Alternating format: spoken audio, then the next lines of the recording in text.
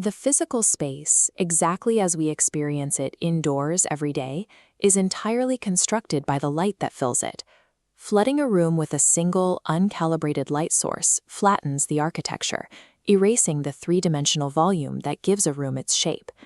To accurately engineer a physical space like a professional, you have to break illumination down into a precise three-part structural system known as the tripartite illumination framework.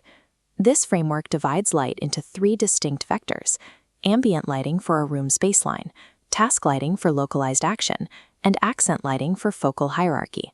Mastering these three vectors provides the technical control needed to engineer the perception of a room's volume. The first and most critical layer of this framework is ambient lighting. Think of this as the volumetric baseline. It is the general, diffuse illumination that establishes the room's minimum threshold for visibility. Ambient light relies on the physics of diffuse reflection.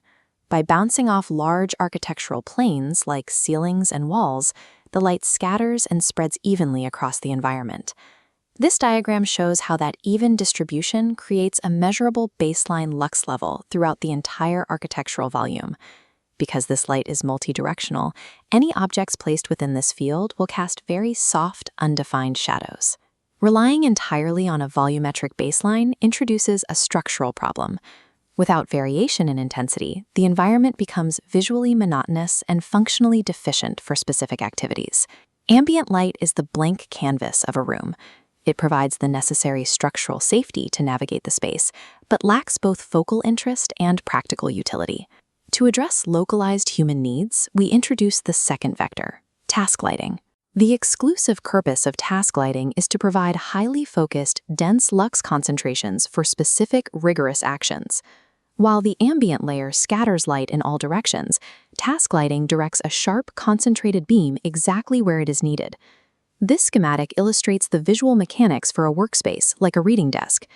Notice the steep contrast gradient and high lux concentration hitting the surface.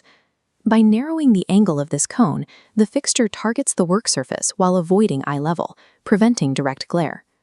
Reading and detailed working demand this exact level of high contrast, so the eye can easily distinguish fine details, preventing ocular fatigue over long periods. This requirement extends to other active zones. Over kitchen counters, for instance, task lighting must achieve strict shadow elimination and high color accuracy for safe food preparation. Task lighting is the engine of human productivity in a space, surgically solving the localized dark spots left behind by the ambient layer. With safety and utility established, the system requires a mechanism to govern the aesthetics, a concept known as focal hierarchy. The third vector, accent lighting, is the specific tool used to manufacture this hierarchy. Accent lighting overrides human peripheral vision, directing the eye exclusively toward targeted architectural features or specific decorative elements. When applied to two-dimensional objects like artwork, isolated, high-intensity beams visually separate the canvas from the flat, ambient wall behind it. When illuminating three-dimensional objects, like indoor plants, accent lighting casts dynamic, organic shadow patterns that inject complexity into an otherwise static room. The sharp transition between an accented object and the surrounding ambient space creates deliberate visual tension. Without the focal hierarchy provided by accent lighting, an interior space lacks narrative depth and visual priority. Deploying effective accent lighting requires strict adherence to specific geometric positioning. One highly effective technique is grazing, placing a light source nearly flush with the surface to exaggerate its microtextures. This diagram shows a wall cross-section with a light at a steep 15-degree angle. This positioning elongates shadows, revealing surface texture. Watch what happens when we pivot the fixture to a blunt 45-degree angle. The shadows vanish, and the texture completely flattens out. The strategic placement of these focal points directly alters the perceived scale of a room. By highlighting vertical elements, you force the occupant's eye upward, which artificially raises the perceived height of the ceiling. Placement is only half the equation. Accent lighting relies on a strict mathematical requirement, the 3-to-1 contrast ratio. To successfully capture human attention, an accent light must be exactly 3 times brighter than the surrounding ambient baseline.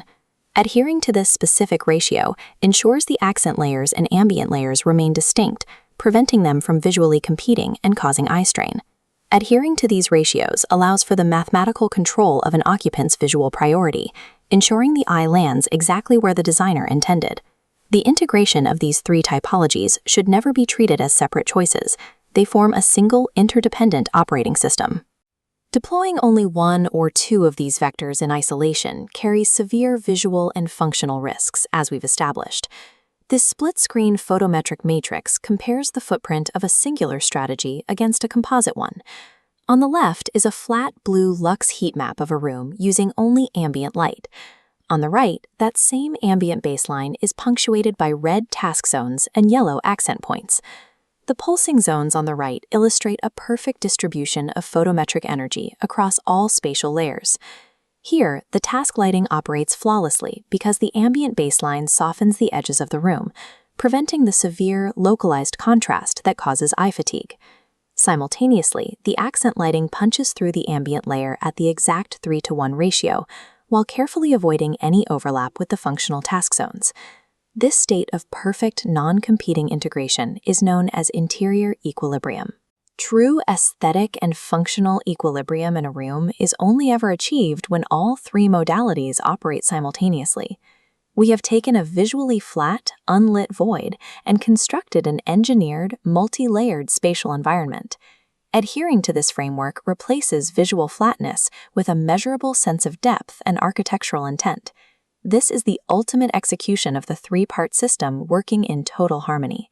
Understanding these lighting vectors allows you to move beyond mere decoration, stepping firmly into professional spatial planning.